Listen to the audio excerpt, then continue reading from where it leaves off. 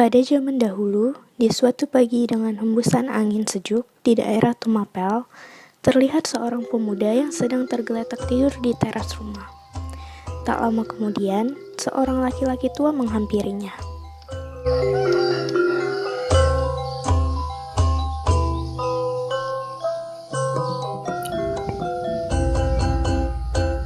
Nak, bangunlah nak. Kamu kenapa nak? Kenapa kamu tidur di sini? Mohon maaf Tuan, saya tidak sengaja tertidur di sini. Semalam saya mabuk berat dan setelah itu saya tidak ingat apapun lagi. Jenengku lo gawe. Mending kita masuk dulu ke rumah. Saya Kenarok Tuan. Mereka berdua pun berjalan memasuki rumah Logawe.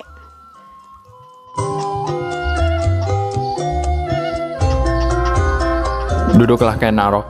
Terima kasih Tuan. Daku ingin menyampaikan sesuatu kepadamu. Perihal apa itu Tuan? Daku sering mendengar kau adalah pemuda yang gagah, berani. Akan tetapi Daku juga sering mendengar akan tentang sifat burukmu itu. Jikalau engkau ingin berubah, Daku siap untuk membantumu. Daku memiliki sebuah tempat yang baik untukmu. Di mana tempat itu Tuan? Di tempat itu, kau akan mengabdi kepada Paduka Tunggul Amatung. Paduka merupakan pemimpin dari Tumapel. Paduka sedang mencari seorang penjaga pribadi yang baru. Daku yakin kau pasti akan diterima oleh Paduka. Bagaimana engkau sangat yakin Tuan? Tidak usah memanggil Daku Tuan, panggil saja Daku Paman, agar lebih akrab nantinya. Baik Paman. Keesokan harinya, Logawe mengajak Ken Arok ke Tumapel untuk diperkenalkan kepada Tunggul Ametung.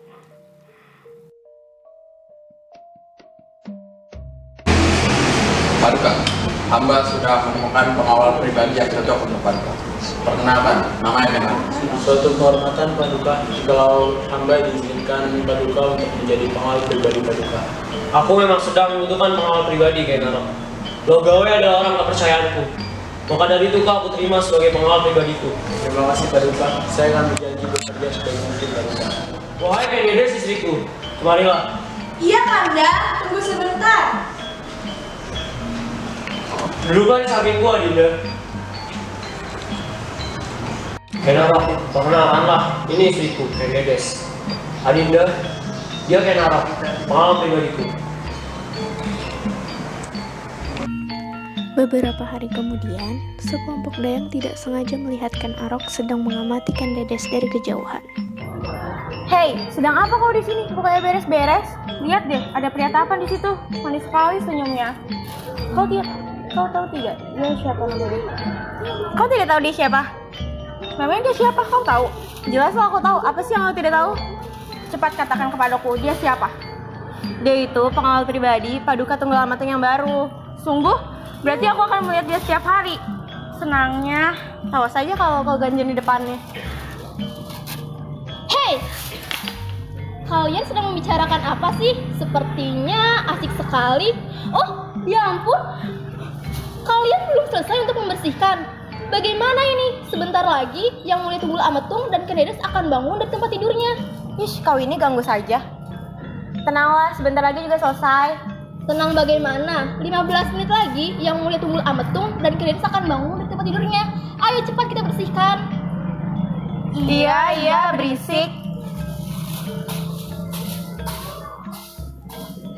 Seperti kebanyakan orang yang sedang jatuh cinta, Ken Arok pun mencurahkan isi hatinya kepada orang yang mungkin mau mendengarkan curhatannya tentang Kendedes. Ken Arok pun menemui Logawe.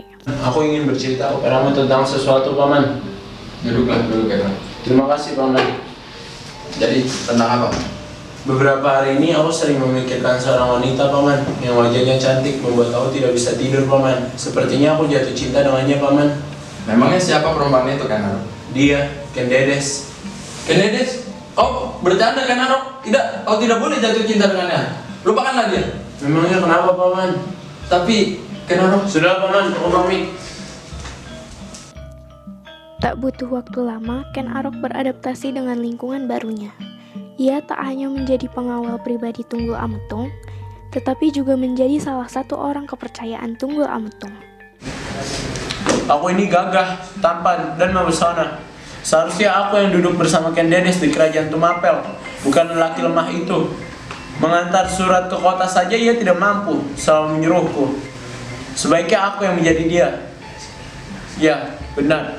Sebaiknya dia mati.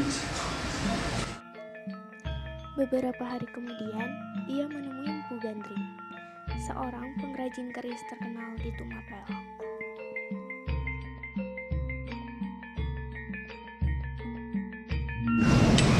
Ki, Apa nih?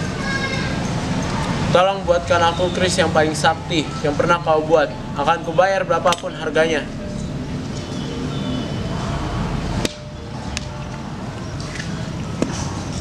Akan kubuatkan kau keris tersakti sejagat raya ini. Mungkin butuh waktu 5-6 bulan. Baiklah Ki, tidak penting berapapun waktunya. Yang penting sesuai pesananku, sakti. Baiklah Ki, kalau begitu, aku pamit. Silakan.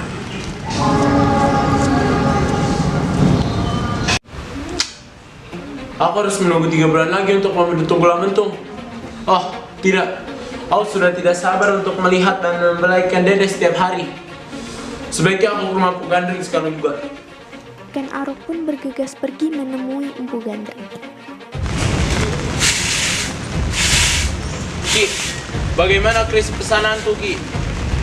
Sabarlah, wahai anak muda.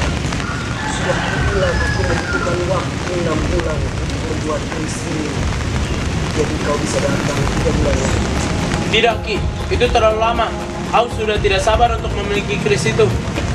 Keris ini belum sempurna, anak muda.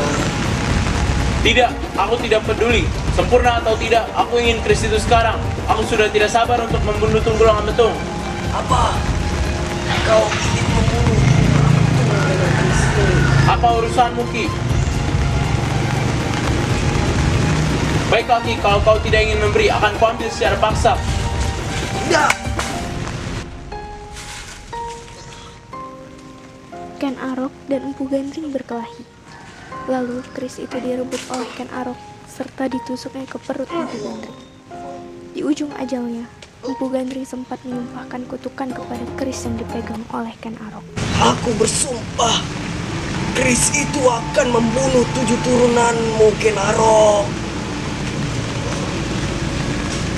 Empu Gandring pun meninggal, dan Ken Arok pun meninggalkan jasadnya yang sudah terkujur kaku sendirian. Ken Arok, apa yang kau bawa itu? Boleh aku melihatnya? Tentu saja, ini keris sakti milikku. Kau suka? Wah, bagus sekali. Aku sangat suka. Boleh aku meminjam itu? Boleh? Benarkah Ken Arok?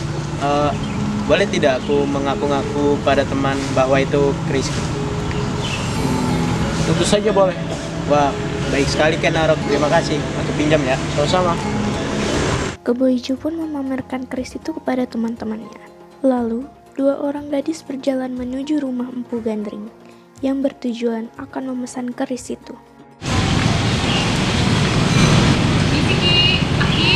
Ki, permisi, kau ada di dalam? Oh iya benar, ayo masuk. 2 gadis tersebut terkejut melihat Empu Gandring sudah terkujur kaku oleh darah di sekujur tubuhnya. Ya ampun, Aki. Ki. Ki, bangun, Ki. Tadinya sampai tidak terasa. Bagaimana ini? Lalu, salah satu gadis memeriksa nadinya untuk memastikan, dan ternyata ia memang telah meninggal. Mereka pun segera mencari pertolongan kepada warga.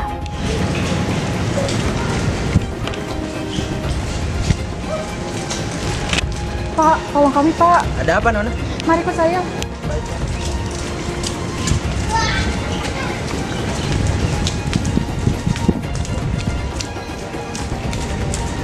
Oh ya ampun, apa yang sudah terjadi dengan Empu, Nona? Entahlah, tadi kami hanya ingin menjenguk Empu saja, tapi ternyata gerbangnya tidak terkunci. Dan saat kami masuk, Empu telah tergeletak, lemas, tak bernyawa seperti ini. Benar Pak, kami benar-benar tidak tahu tentang hal ini. Ya sudahlah, jika begitu, ayo kita semayangkannya. Dia hanya hidup sebatang kara, seorang diri. Baik Pak. Empu Gandring pun disemayamkan di desa tersebut.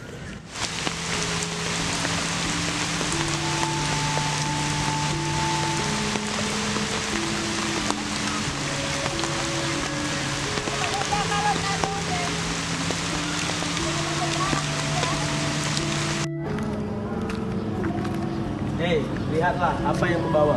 Memangnya apa yang kau bawa itu? Ini keris sakti baru milikku. Sakti Mandraguna. Kalian pasti tidak punya kan? Alah, aku tidak percaya itu keris milikmu. Coba aku lihat keris milikmu itu sekedar memastikan saja. Wow, keren sekali keris ini. Warnanya, bentuknya, teksturnya sangat mempesona, tapi tidak dengan orangnya. Alah, kau pasti bohong kan? Kau pasti terpukau dengan keris ini. Alah, ngarep sekali kau. Bolehkah aku melihat kerismu? Silakan. Bagaimana? Indah bukan? Apa kau mau pinjam? Benarkah kau sudi meminjamkannya? Haha, ya tidaklah. Kebo Ijo pun memamerkan keris itu ke seluruh desa, bahkan ke bagian di istana. Kenarok, ini kerismu. Terima kasih ya. Tapi jangan perlihatkan pada orang-orang bahwa ini kerismu, bahwa mereka sudah mengira bahwa ini kerismu. Baiklah, aku tidak akan mengeluarkannya. Aku membelinya hanya sekedar untuk koleksi. Sekali lagi, terima kasih ya. Sama-sama.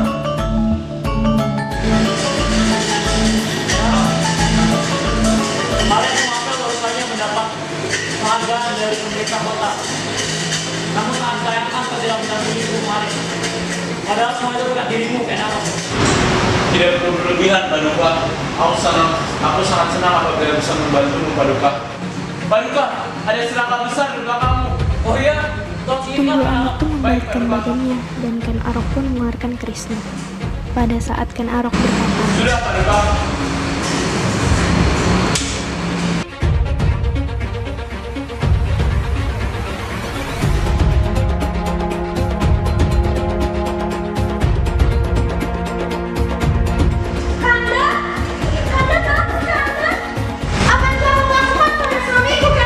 Dengarkan, Dedes. Aku melakukan semuanya untukmu demi kamu. Untuk apa? Aku tidak percaya seperti ini. Aku tahu kau selama ini tersiksa. Kau tidak nyaman dengannya. Kau hanya menggunakan topeng kebohonganmu di depan orang banyak. Kamu tahu dari mana? Sudah, tidak penting. Yang penting laki-laki ini sudah mati. Ken Dedes hanya diam menangis, tidak tahu harus berbuat apa. Ken Dedes pun masih tidak menjawab karena tangisnya yang mendalam. Tak lama, Ken Arok pun memanggil para prajurit di istana. Tolong prajurit, kemarilah. Ada apa dengan Paduka? Paduka dibunuh. Dan yang mulia Ken Dedes yang menemukannya dalam keadaan seperti ini. Cari pembunuhnya dan kita hukum mati dia. Lalu, apa yang harus kami lakukan? Kami tidak tahu siapa pembunuhnya. Ini, keris ini. Ya, keris ini. Pembunuhnya lupa. Dia terburu-buru karena panik.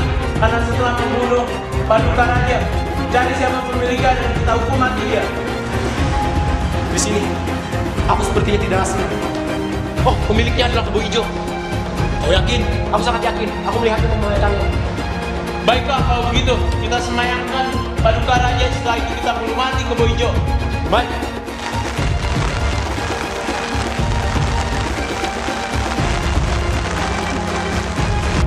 Kau masih marah padaku, Ken Dedes? Aku tidak tahu harus mengatakan apa kepadamu. Apakah aku harus berterima kasih karena kau telah membebaskanku? Apa-apalah, aku tidak tahu.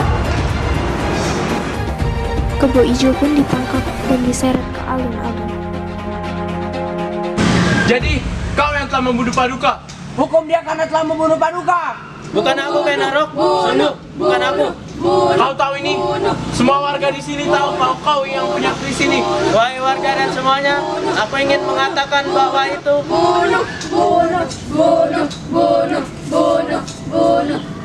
Itu adalah pembalasan yang tepat untukmu karena sudah membunuh Paduka Raja. Meninggal sebelum mengatakan bahwa keris itu sebenarnya adalah milik Ken Arok.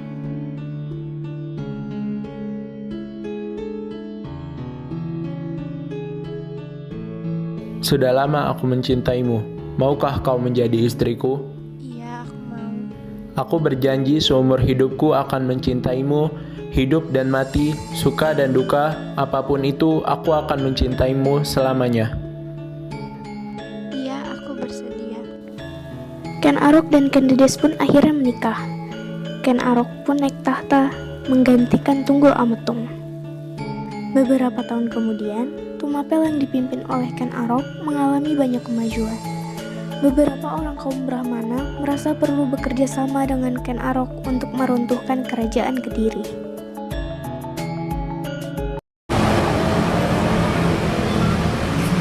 Yang mulia Ken Arok, kedatangan kami kemari untuk menawarkan kerjasama untuk meruntuhkan kerajaan Kediri. Marilah kita bersama-sama mendirikan kerajaan masing-masing dan melepaskan dari genggaman kerajaan Kediri. Memangnya apa rencana kalian? Dekatlah kepadaku. Mereka pun membisikkan tentang rencana mereka pada Ken Arok. Rencana penyerangan pun mulai diagendakan. Akhirnya, setelah dilakukan penyerangan, pasukan Kediri pun dapat dikalahkan.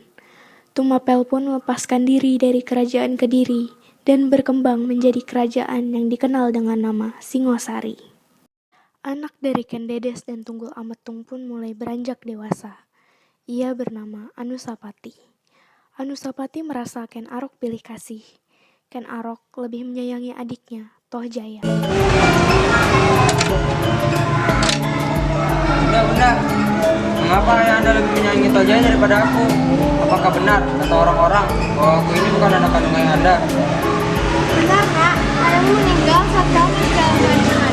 Ibu sengaja tidak memberitahukan itu, karena ibu pikir itu lebih baik. Jadi apa yang dikatakan orang-orang itu benar? Bahwa aku ini bukan anak kandung ayah Anda. Sementara kenapa ayah Anda bisa meninggal pada saat itu? Pada saat itu, ayahmu dibunuh oleh seseorang. Dibunuh oleh siapa, Bu? Ibunda mengapa tidak mau menjawab? Apakah Ibunda menyembunyikan sesuatu dari aku? Baiklah, Nak. Mungkin saat ini kamu harus tahu itu semua. Pada saat itu, yang membunuh ayahmu adalah Ken Arok. Clara tidak akan membiarkan dia hidup. Dia akan membayar atas apa yang dia berbuat. Jangan, Nak. Kamu tidak tahu bagaimana Ken Arok. Ibu hanya takut terjadi apa-apa oleh dirimu. Tenang, Bu. Aku tahu cara mengatasi orang seperti itu. Parat. Ken Arok harus mati. Aku tidak mau membunuhnya dengan tanganku sendiri. Ya, aku tahu harus siapa yang digandakan. Kipang Hasan! Ada apa, Pangeran? Apakah kamu mau sekotak penuh dengan emas? Kotak penuh dengan emas untukku? Iya, kamu harus melakukan sesuatu terlebih dahulu. Apa itu, Pangeran? Bunuh Ken Arok. Mengapa hamba harus membunuh Baginda Raja? Aku tahu kamu sering diperlakukan tidak baik oleh Ken Arok. Maka ini saatnya untuk balas dendam. Baiklah, Pangeran, aku tunduk. Ini, keris ini untuk membunuh Ken Arok. Aku sudah mempersiapkan semuanya. Jadi, setelah kamu membunuhnya, temui aku di gudang. Baiklah, Pangeran. Daya, mana minuman untuk Paduka Raja? Ini, Pangeran. Tidak, biarkan. Aku saja membawa. Silakan, Pangeran.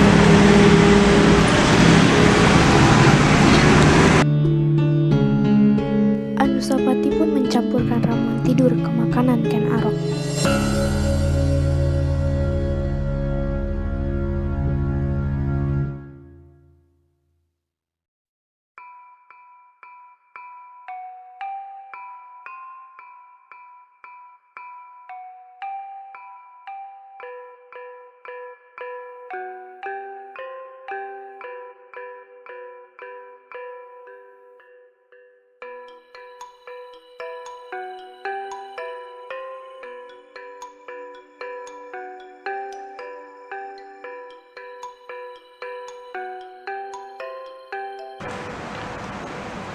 Ini ayah Anda, minuman untuk ayah.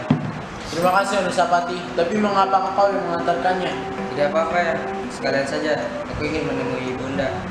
Aku kira Ibunda bersama ayah. Tidak, ibumu sedang pergi. Baiklah, aku berisi ayah. Silakan.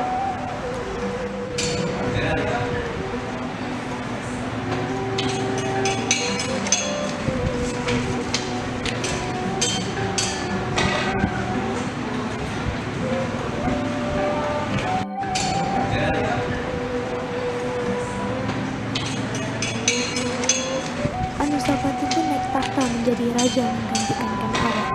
Namun, Tohjaya terlihat tidak setuju.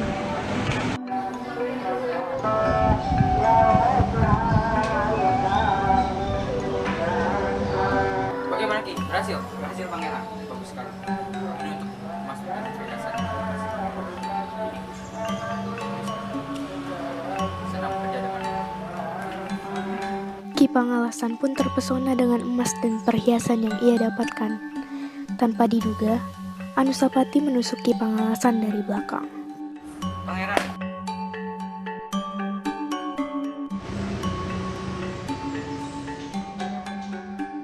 Suatu hari, kerajaan mengadakan perlombaan adu ayam karena Anusapati menyukainya.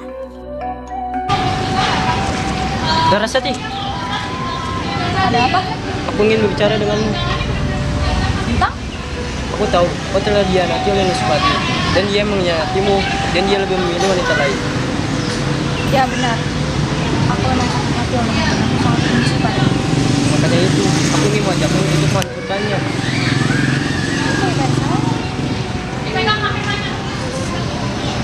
Bagaimana ideku? Wah, ini bagus.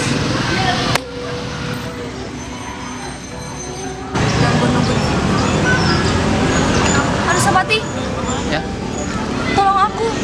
Aku sangat butuh bantuanmu. tapi Aku mohon bantu aku. Kali ini saja. Mari ikut aku. Larasati berhasil mengarahkan Anusapati ke tempat yang sudah ia dan Tohjaya rencanakan. Saat Anusapati lengah, Tohjaya langsung menusuknya hingga meninggal.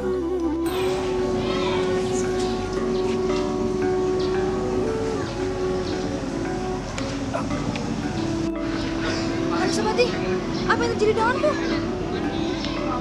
Tohjaya pun naik tahta menjadi raja, menggantikan Anusapati yang meninggal.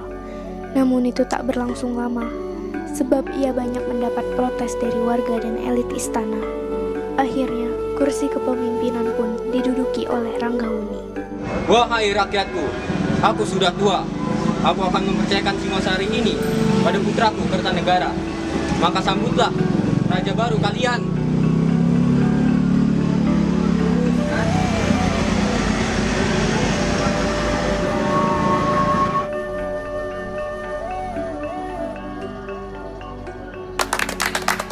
Hidup raja baru!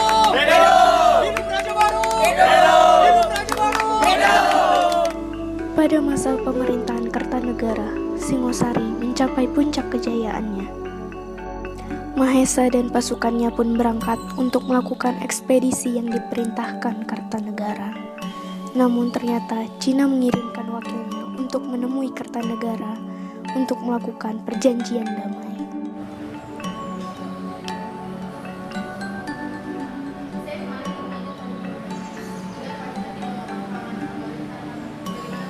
Mohon maaf, saya tidak mau. Silakan pintu keluar seperti ini.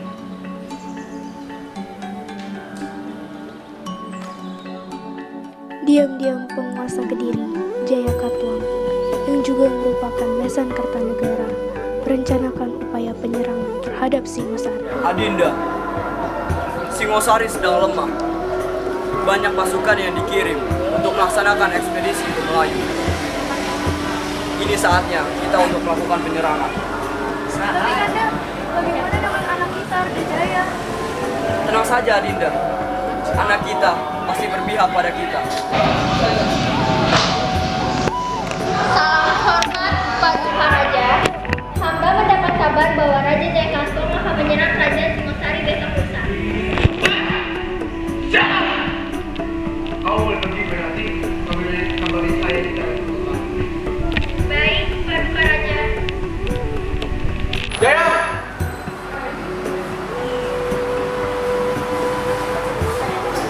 Tolong panggilkan Raden Wijaya dan Ardajaya.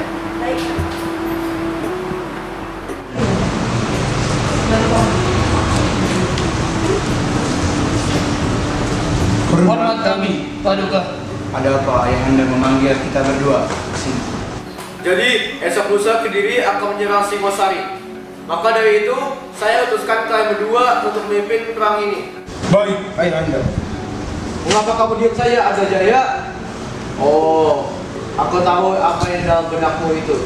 Maka dari itu, saya akan memberikan kamu 1 malam saja untuk berpikir. Baiklah, Paduka. Kalau begitu kami berdua izin pamit terlebih dahulu.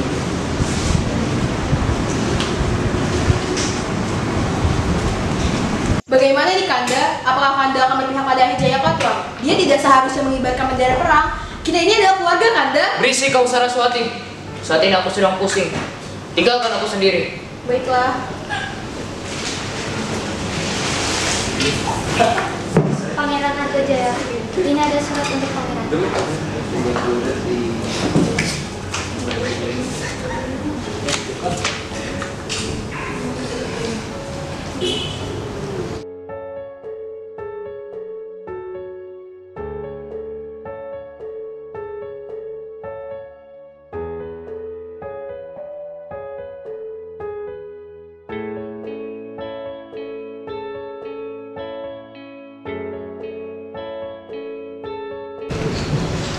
Ada apa, Lira?